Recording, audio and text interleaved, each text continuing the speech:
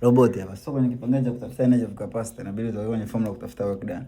So work done ambayo itakuwa sawa ni potential difference times change in charge. Tuanze kuintegrate moja kwa moja. So itakuwa integration from 0 to work done, lakini huku from 0 to charge.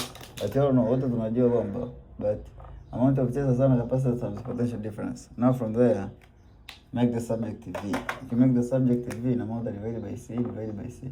Unaona mesh kwa V yangu itakuwa sana charge over capacitance. Rudisha kule. Upande huu ukifanya integration utapata W itakuwa sasa huku badala ya kuandika hiyo V pachika itakuwa ni charge over capacitance times the theta. Baada ya hapo toa 1 over C nje. Itakuwa W itakuwa sasa ni 1 over C, 1 over capacitance. Alafu nayo tumebakiza theta hapo the theta.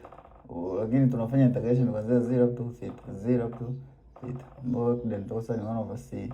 Then integration yao itakuwa ni theta square over 2. Then huko nje kuna 0 up to theta, ingiza ndani. Kwa hiyo itakuwa sasa ni 1 over C. Hapo itakuwa ni charge square over 2.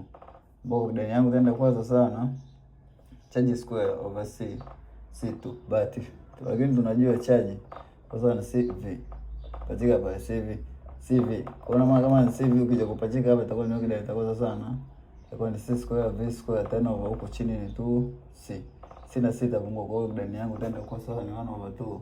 Then tuna CV square lakini V ni potential difference lakini C yangu ni capacitance. So work done ambayo ni energy itakuwa 1 over 2C square. That's the formula which can help you to.